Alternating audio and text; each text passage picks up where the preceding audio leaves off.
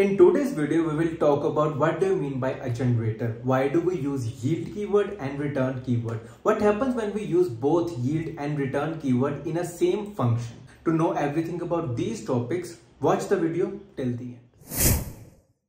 तो सबसे पहले तो मैं आपको ये चीज बताना चाहता हूँ कि जनरेटर आखिर होता क्या है। जनरेटर जैसे कि नाम से ही पता चल रहा है कि किसी चीज को जनरेट कर रहा है, यानी कि हमें एक ही बार में सारी की सारी वैल्यूज नहीं मिलेंगी, बल्कि वो एक एक करके जनरेट हो रही हैं, उसको हम उसी टाइम पे ले सकते हैं। जनरेटर में हम एक यील्ड कीवर्ड का यूज करते हैं, जो कि एक एक वैल्यू को फेच करने के लिए यूज किया जाता है। अब जैसे कि आपको पता हो कि जब भी आप कोई फंक्शन डिफाइन करते हो तो इन दी एंड आपको रिटर्न लिखना पड़ता है, ताकि वो फंक्शन को आप रिटर्न कोई वैल्यू कर सको जिसके लिए आप रिटर्न का यूज करते हो। सिमिलरली जैसे आप रिटर्न का यूज करते हो, उसी तरह से आप यील्ड कीवर्ड का भी यूज कर सकते हो, ताकि आपको वही एलिमेंट फिर से मिल जाए। लेकिन इन दोनों में एक डिफरेंस होता है। जब आप रिटर्न कीवर्ड का यूज करते हो, इट मींस कि वो सारा का सारा फंक्शन का स्कोप टर्मिनेट हो जाता है, उसके बाद उसकी प्रोसेसिंग नहीं होती। लेकिन जब आप यील्ड कीवर्ड का यूज करते हो, तब वो एक आइटरेशन के बाद उसको पॉज करके रख देता है, ताकि जब आप फिर से उसको कॉल करें तो वो उसकी नेक्स्ट वैल्यू को आपको दे देता है। तो यही इन दोनों में बेसिक डिफरेंस होता है, जिसके कारण जनरेटर का कंसेप्ट इंट्रोड्यूस हुआ,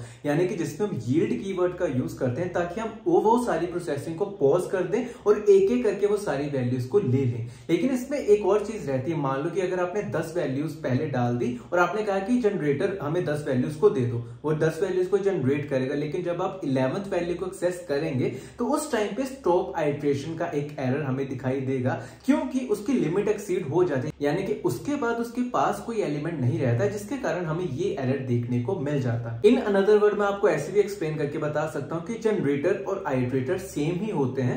जनरेटर में सिर्फ यही डिफरेंस होता है कि एक बार आप जनरेटर को यूज कर लें, देन आप उनके एलिमेंट को फिर से दोबारा यूज नहीं कर सकते, which is the main difference between a generator and an iterator. और बाकी जो मैंने आपको पहले ही बता दिया कि यील्ड कीवर्ड का यूज किया जाता है इंस्टेड ऑफ रिटर्न, ताकि हम उसकी एग्जीक्यूशन को पॉज कर सके और नेक्स्ट एलिमेंट को हम ले सके। तो इसीलिए इस तरह से हम जनरेटर को यूज कर सकते हैं। अब अगर मैं इसी चीज को प्रैक्टिकली आपको बताना चाहूं तो किस तरह से बता सकता हूं। मान लो कि मैंने एक जनरेटर डिजाइन किया।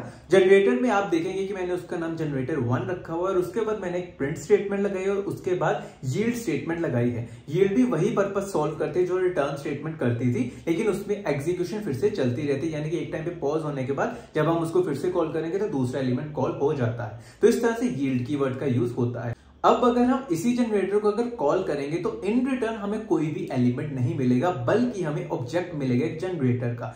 जनरेटर का जितना भी ऑब्जेक्ट होता है, उनमें से बहुत सारे उसके एलिमेंट होते हैं, जिनको एक्सेस करने के लिए हम नेक्स्ट कीवर्ड का यूज करते हैं। तो नेक्स्ट फंक्शन जो होता है उसका यूज करके जितने भी एलिमेंट्स होते हैं उनको एक्सेस किया जा सकता है, जैसा कि आप इस एग्जाम्पल में देख रहे हैं। अब इस एग्जाम्पल में हमारे पास 3 यील्ड कीवर्ड थे, जिसके कारण हमने 3 बार इसको एक्सेस किया by using next function. Next function के अंदर हमने जनरेटर का वैल्यू दे दिया था, जिसके कारण हमें एक एक करके उसकी वैल्यूज आ गई थी। लेकिन मान लो कि अगर 3 बार का यूज करने के बाद हम चौथी बार फिर से इसको कॉल करते हैं तो हमें क्या चीज देखने को मिलेगी। वेल, इस केस में क्या होता है कि हमें स्टॉप आइटरेशन नाम से एक एरर देखने को मिल जाता है, यानी कि उसके बाद इसकी आइटरेशन नहीं हो सकती, वही इसका लास्ट पॉइंट होता है। तो इससे हम ये चीज कंक्लूड कर सकते हैं कि एक जनरेटर में हमें उतने ही टाइम तक वैल्यूज मिलेंगी जब तक उसके अंदर यील्ड कीवर्ड होगा, या फिर जितने भी बार यील्ड कीवर्ड को कॉल जाएगा। उसमें क्या होता है कि कई बार, अभी तो मैंने जैसे 3 एग्जांपल ली, कई बार हम फॉर लूप का यूज भी कर सकते हैं।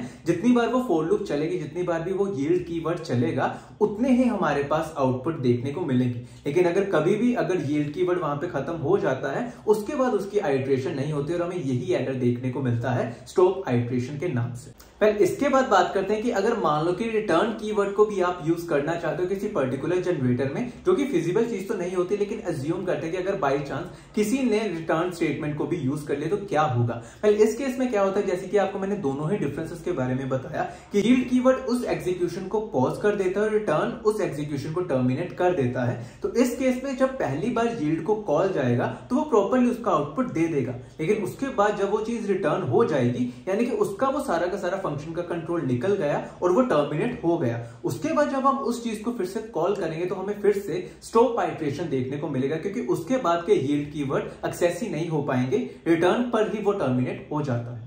तो आई होप कि आपको इस पॉइंट में कोई भी डाउट नहीं रहा होगा। स्टिल अगर आपका कोई डाउट रहता है तो इस पार्ट को फिर से देखिएगा। ये one of the most important part होता है कि यील्ड कीवर्ड और रिटर्न कीवर्ड हम कब कब यूज कर सकते हैं।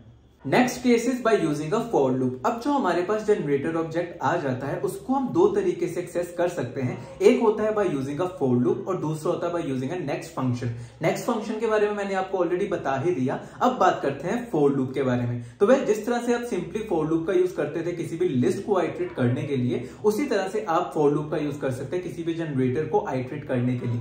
तो उसमें क्या होता है, फॉर आई इन उसके बाद जनरेटर का ऑब्जेक्ट, जिस तरह से आप लिस्ट में आइटरेशन करते थे for I in a list, उसके उसी तरह से आप जनरेटर में भी कर सकते हो और उसी तरह से आप उनकी वैल्यूज को एक एक करके प्रिंट भी करवा सकते हो।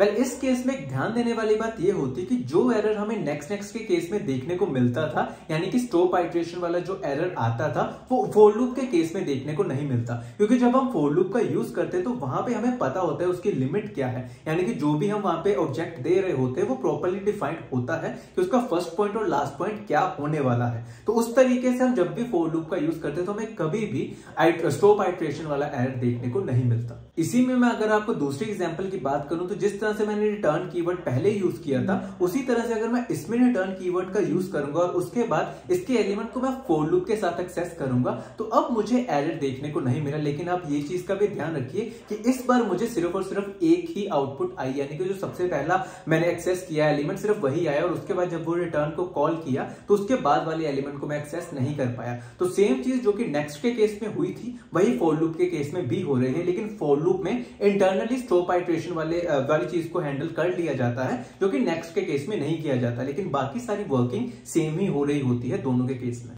तो ये सारा का सारा कंसेप्ट जनरेटर के बेसिस पे था। आई होप कि आपको ये सारा का सारा कंसेप्ट समझ में आ गया हो। स्टिल अगर आपका कोई भी डाउट रहता है तो उसको कमेंट सेक्शन में जाकर जरूर लिखिएगा। अब हम बात करते हैं कि इसी कंसेप्ट के बेसिस पे कौन कौन से क्वेश्चंस आपसे इंटरव्यू के दौरान पूछे जा सकते हैं। तो सबसे पहला क्वेश्चन है what do you mean by a generator, explain it with an example. तो इसमें सबसे पहले आपको जनरेटर के बारे में बताने की जरूरत है, देन उसके बाद उसी की एक एग्जांपल देने की जरूरत होती है। Next question is what is the difference between a yield keyword and a return keyword. तो जिस तरह से मैंने आपको प्रॉपर एग्जांपल देके ये सब चीजें समझाई हैं, सेम आप इंटरव्यू के दौरान भी बता सकते हो। Next question is explain different ways to access the element in a generator. तो जो मैंने आपको नेक्स्ट फंक्शन का यूज करके बताया था और उसके बाद मैंने आपको फॉर लूप का यूज करके बताया था, आप इन दोनों के बारे में इंटरव्यू में बता सकते हैं। Next question is what happen when we use return keyword before and after yield keyword. तो आपको जो मैंने अभी आपको एग्जांपल दी थी कि ये पहले यूज करने से क्या होता है या फिर बाद में यूज करने से क्या होगा, वही सब चीजें आपको एक्सप्लेन करने की जरूरत होती है। Next question is what happen when we try to access an element which is not in the limit of a generator. तो उसमें जो मैंने आपको स्टॉप आइटरेशन वाले एरर के बारे में बताया था उसके बारे में आप यहाँ पर प्रॉपर्ली इलैबोरेट करके बता सकते हो। तो आई होप कि ये सारे के सारे क्वेश्चंस आपको क्लियर हो गए हों। स्टिल अगर आपका कोई भी डाउट रहता है तो उसको कमेंट सेक्शन में जाकर जरूर बताइएगा। आज के लिए बस इतना ही, फिर मिलते हैं अगली वीडियो में। धन्यवाद।